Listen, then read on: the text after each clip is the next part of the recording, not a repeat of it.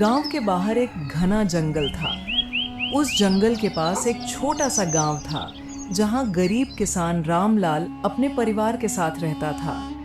रामलाल बहुत ईमानदार और मेहनती व्यक्ति था, लेकिन उसके पास जमीन बहुत कम थी, जिससे उसका परिवार मुश्किल से गुजारा कर पाता था। रामलाल की पत्नी सीता और उसका बेटा मोहन भी उसकी मदद करते थे। वे सभी दिन रात मेहनत करते थे, लेकिन किस्मत जैसे उन पर मेहरबान नहीं होती थी। रामलाल के पास जो भी फसल होती वह या तो कम होती या बीच में खराब हो जाती। एक दिन रामलाल जंगल से लकड़ी काट कर लौट रहा था। तभी उसे एक पोटली दिखाई देता है। जाकर देखा तो वह एक सोने का सिक्का था। रामलाल ने उसे उठाकर देखा और उसकी आंखें चमक उठीं, लेकिन अगले ही पल उसके मन में सवाल उठा। ये सिक्का किसका है? इसे रखना सही होगा? उसने काफी सोच विचार किया और तय किया कि वह यह सिक्का गांव के मुखिया को देगा, ताकि असली मालिक को वापस मिल सके। रामलाल अगले दिन मुखिया के पास गया और सारी बात बताई। मुखिया ने उसकी ईमानदारी की तारीफ की और सिक्का अपने पास रख लिया। लेकिन कुछ दिनों बाद गांव में यह अफवाह फैल गई कि रामलाल ने और सिक्के चुराए हैं और उसे छुपा दिया है। गांव के लोग उसे शक की नजर से देखने लगे। रामलाल को यह बहुत बुरा लगा, लेकिन उसने अपने मन को समझाया कि सच्चाई एक दिन सबके सामने आएगी। कुछ समय बाद एक धनी व्यापारी गांव आया और उसने गांव वालों से कहा, कुछ महीने पहले मेरे कुछ सोने के सिक्के खो गए थे। क्या किसी ने उन्हें देखा है? मुखिया ने रामलाल द्वारा लाए गए सिक्के के बारे में व्यापारी को बताया।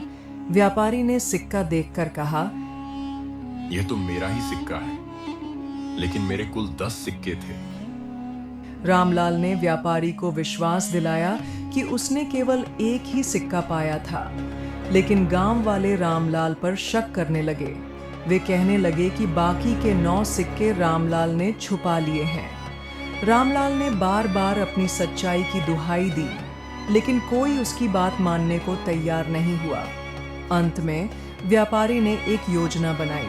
उसने कहा, जो भी मेरे बाकी सिक्कों का पता लगाएगा उसे इनाम मिलेगा। यह सुनकर गांव के एक लोभी व्यक्ति ने झूठ बोलकर कहा, मैंने देखा है, रामलाल ने जंगल में कुछ छुपाया था। व्यापारी, मुखिया और गांव के लोग जंगल पहुंचे। वहां उन्होंने खूब खोजबीन की, लेकिन कोई और सिक्का नहीं मिला। व्यापारी ने कहा, समझ गया हूं कि रामलाल निर्दोष है। यह सिक्का उसने ईमानदारी से लौटाया। बाकी सिक्के शायद कहीं और गुम हो गए हैं। गांव वालों को अपनी गलती का एहसास हुआ। उन्होंने रामलाल से माफी मांगी। रामलाल ने सबको माफ कर दिया और कहा, सच्चाई की राह पर चलने में कठिनाइयां जरूर आती हैं, लेकिन अंत में जीत सच्चाई की ही होती है। व्यापारी ने रामलाल को इनाम स्वरूप कुछ धन दिया और उसकी ईमानदारी की प्रशंसा की। इस घटना के बाद रामलाल का जीवन बदल गया। वह और उसका परिवार सुखी और सम्मानित जीवन जीने लगे।